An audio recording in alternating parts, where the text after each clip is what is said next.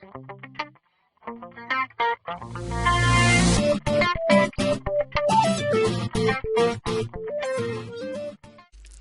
title of the paper I'm going to present is From MOOC to Goal, and it presents an approach for a changed understanding of learning processes in higher education in online courses. During the last 4 years, since 2012, which was named the Year of the MOOCs, the name MOOC was frequently used like a synonym to academic online courses. With this presentation, I will discuss why I think that the name MOOC is no longer suitable to research and to discuss the changes in learning processes and learning cultures of the future. The question, why another acronym, is obvious, and I will try to answer it and give reasons within the next slides. Some of you may remember my last year's presentation on how terminology shapes thinking. It discussed the influence of apparently established terms, which are used to describe learning processes and objectives in global online courses, where participants from all over the world will more frequently define learning and knowledge differently, and where a common understanding of many terms becomes more and more an exception than a rule.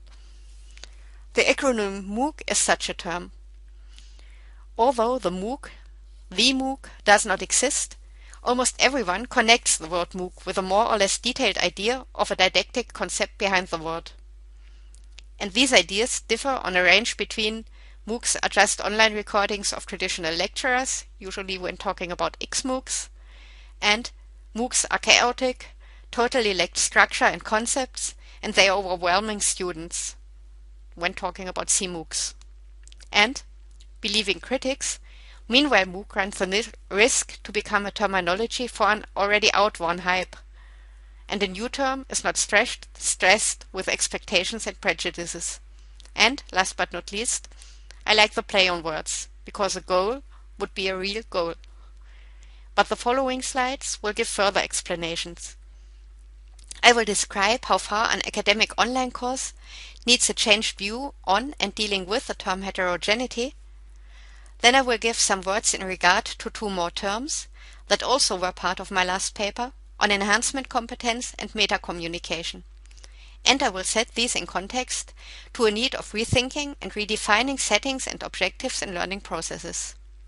And this finally leads over to a draft of a competence grid as a first approach in fusing theory and praxis, using different processes of meta-communication as a tool to enable and to foster enhancement competence. Some time ago I was talking about my idea and interest of research in the context of looking for a supervisor for my upcoming PhD project. My dialogue partner's research was focusing on intersectionality, and I argued that my approach and perception of heterogeneity in global online courses could present an interesting addition to this approach. And I got the brief answer that I would not be dealing with the right heterogeneity. I do not like to think in contrasts of right or wrong discussing definitions.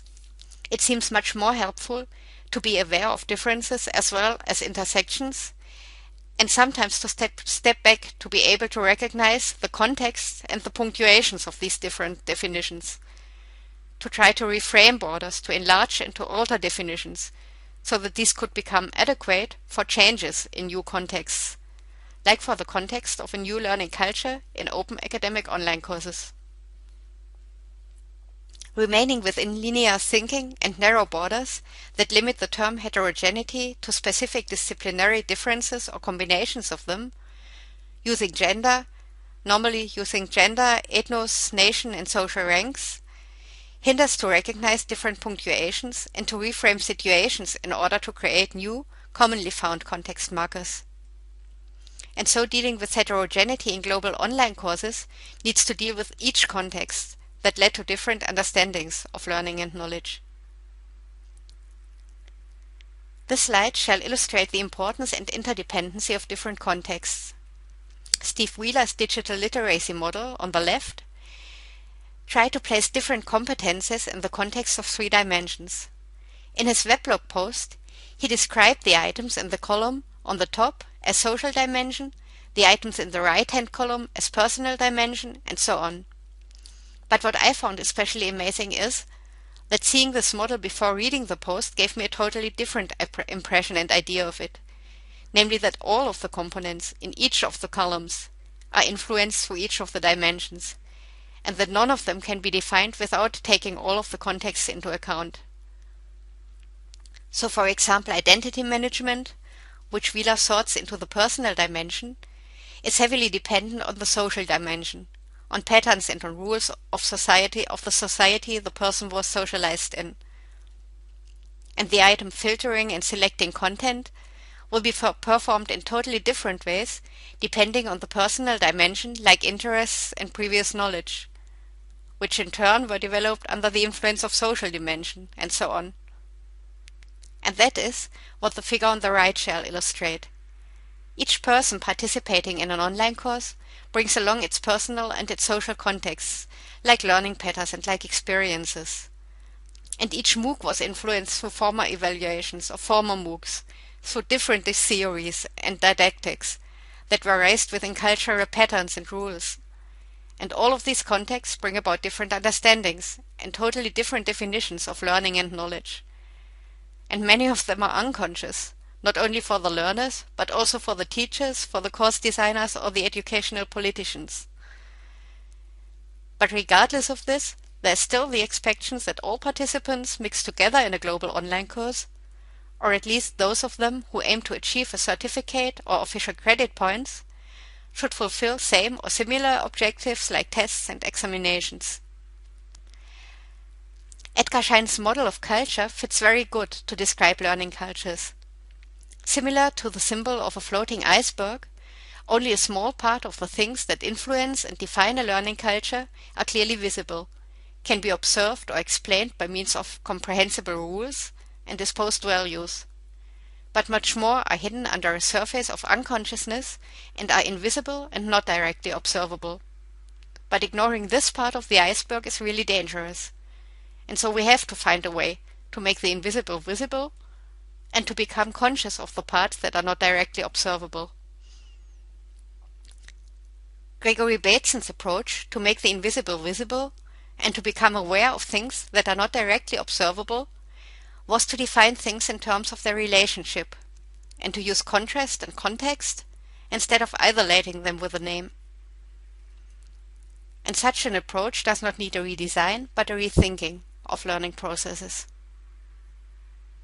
To do so, to rethink learning processes, it will be helpful to shift the focus from input and output towards throughputs.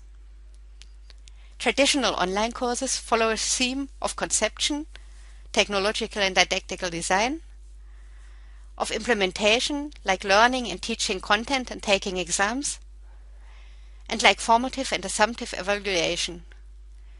And to receive measurable success, they have to focus on the input of knowledge in the form of static expert knowledge, and observable output with clearly measurable criteria for competence and for performance. But to shift the focus towards throughputs means to concentrate on interaction, on interrelations, and on communication. To concentrate on processes instead of on descriptions of milestones and objectives. This implies to switch the view from professional or methodological competences and from isolated and specific means of technological settings and didactics towards to a meta-dimension of competences and didactical tools, which is what I describe as enhancement competence and meta-communication. Meta-communication in online courses is highly heterogeneous learning communities who cooperatively redefine and put into question definitions of learning and knowledge. They do this in front and while participating online courses and with a purpose to set new commonly found context markers and to create value by generating knowledge, which leads to efficiently and consciously developing enhancement competence in and for learning networks, including individual, social, cultural, and digital technological networking. And as we are talking about online courses in the context of erasing digitalization, it is evident that there's not only a plethora of digital tools like software and social platforms, but also a soaring and permanently change and development. The examples of tools to enable meta-communication are therefore exactly and just this, examples. Examples out of a huge and permanently growing and changing toolkit. And I'm sure that all of you could create other examples and ideas on different approaches, how to foster and to enable an enhanced understanding of contexts of learning and knowledge. Therefore, I will not go into details of the task, but give a brief description of the idea of such a competence grid. Gaining enhancement competence is a permanent and never-ending process. Nevertheless, it has to be initialized and seen through several levels or stages in order to establish and to become self-directed.